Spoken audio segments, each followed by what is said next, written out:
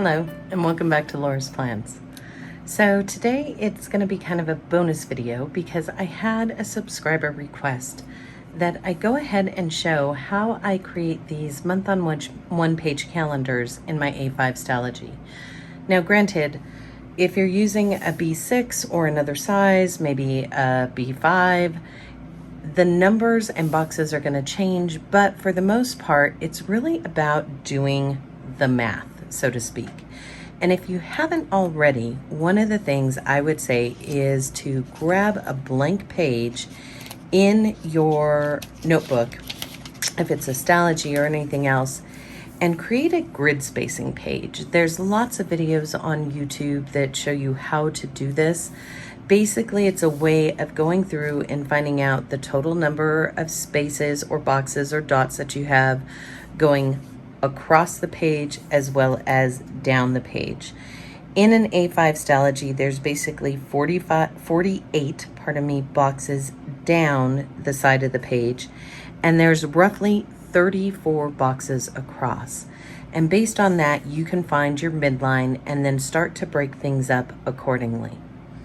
I started here when deciding how to make this one-page layout for my monthly calendar for tracking purposes. Because I knew I was going to use sticker dots and the amount of information I was going to be putting in here was very small, and I have small handwriting, I went ahead and decided to go with a 7 across, obviously, because of the 7 days of the week, but I knew the box didn't have to be so big. So I came here and saw that I was able to do 5 across with 6 boxes, and I subtracted down by 2, knowing that I could get 7 if I went smaller. So let's go ahead and get started, and I'm going to set this book aside, and I've pulled out just a blank page in one of my older Stalogies that I will be using for the purpose of this calendar page.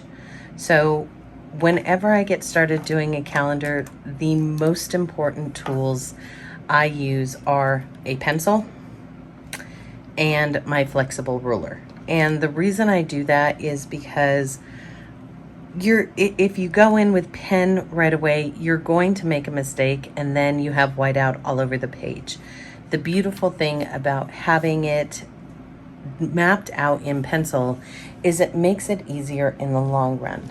The other little tool that I always have around, and I keep it in my little pen case, is my eraser. And this is just one of those click erasers that you can refill the eraser barrel.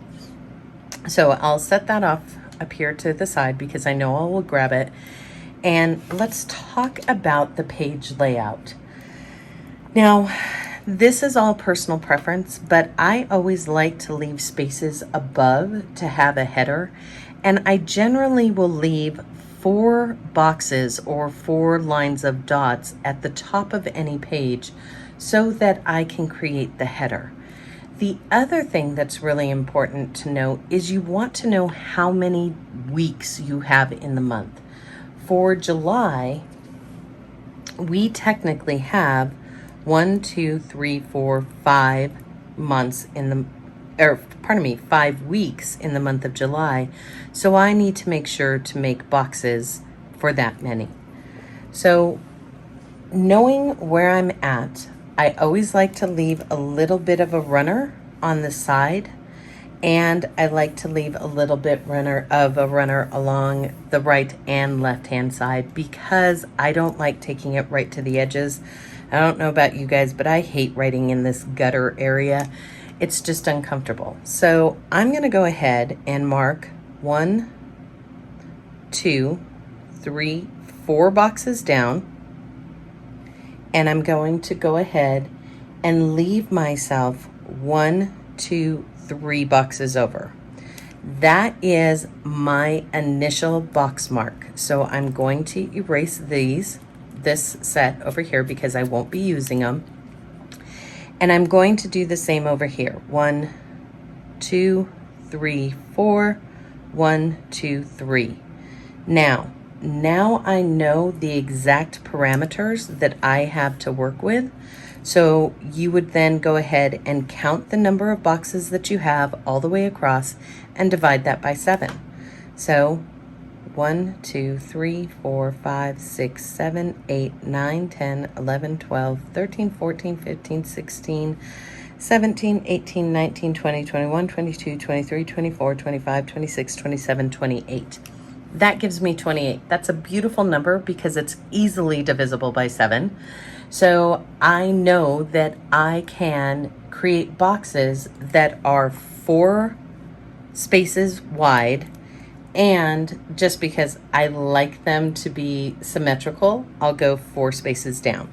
So I'm going to mark in those 1, 2, 3, 4.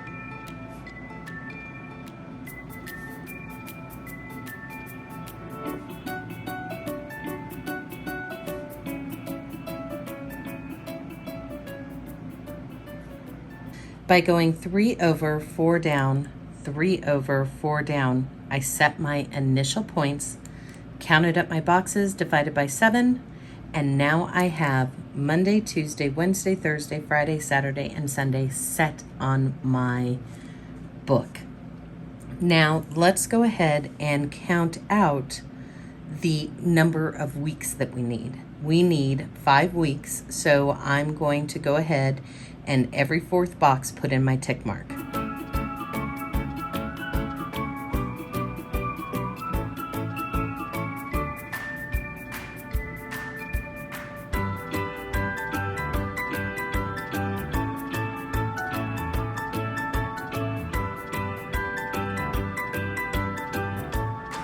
There we go. So now I have the basic outline of my month. Now here's what I like to do. I'll be honest with you. I like leaving the blank spaces that may be in the month. So if you take a look at my Stalogy, you can see I didn't fill in Monday, Tuesday, and Wednesday of the first week of July, and I didn't fill in or create a box for the last day of this kind of grid section, because that would technically be August 1st. So I'm going to go ahead and make sure that I create that blank space on the bottom right away. So I mapped in 4 across, 4 up, and I've created that kind of little L shape right there. I'm going to do the same thing up here because I know that Monday, Tuesday, and Wednesday are not part of July. I'm going to come here, count down 4, 1, 2, 3, 4. And I'm going to grab all of the little dots I need to put in for Monday, Tuesday, and Wednesday on the 2nd week. Now I can go in and erase those initial 3 days. So you can start to see how the calendar takes its shape. And then now it's just really easy. And I do this because I am abysmal at making sure I stay on the line. So I like to put in my tick marks all the way down the page so that when I go in, I can easily add in my lines and know that I am straight. Because yeah, rulers are a wonderful tool. But I don't know about you guys, if you're like me and have ever been drawing out a line and realized that you actually took it down to the line below. So I do put in all these little dots. It's a little bit tedious, I guess, but I really like to know that what I have is mapped out correctly before I grab my pen. So there you go. That is the month of July on one page in the A5 Stalogy. Now it's time to go ahead and put in our lines. So using my clear ruler, I try to line it up as best I can with all the little dots that I put in. And this is where using a clear ruler versus my other favorite little ruler, which is my metal ruler, tends to lead to less wide out moments. That way I can see my dots, see where I'm at, and be able to draw those in cleanly and confidently. Now, you don't have to use a ruler.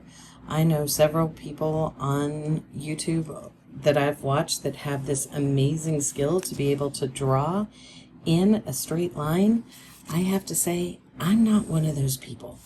So my ruler is truly my best friend when it comes to creating these one page or any calendar page layout, really. You'll notice that I use them all of the time, and it keeps me happy. So once I have the vertical lines in, I use my ruler once again to put in all of my horizontals. And here again, this isn't perfect, but it is mapped out so that I can have the greatest confidence in successfully drawing all of these lines in to some degree of lineality, or, you know, let's put it this way, draw them in straight. That's the easiest way to say it. So once I have this done, I have the basic outline of my month ready to go. There you go.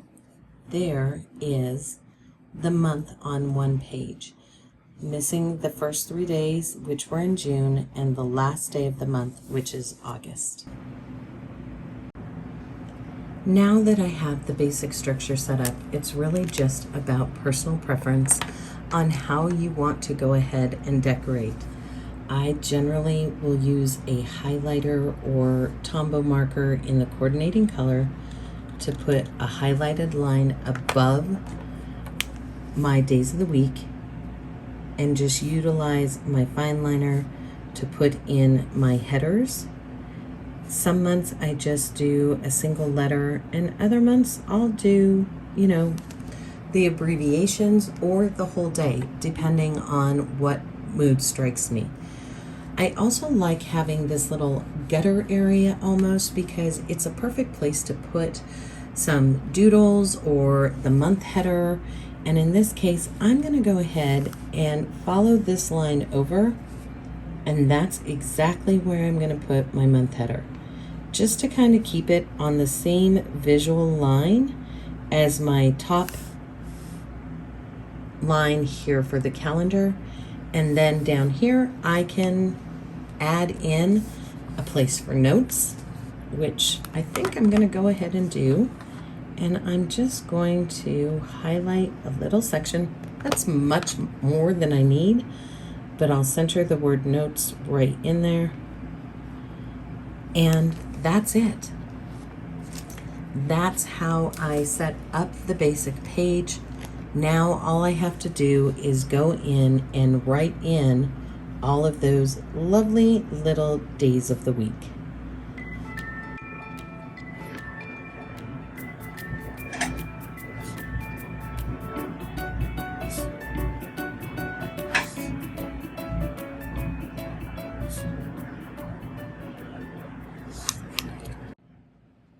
So there you have it.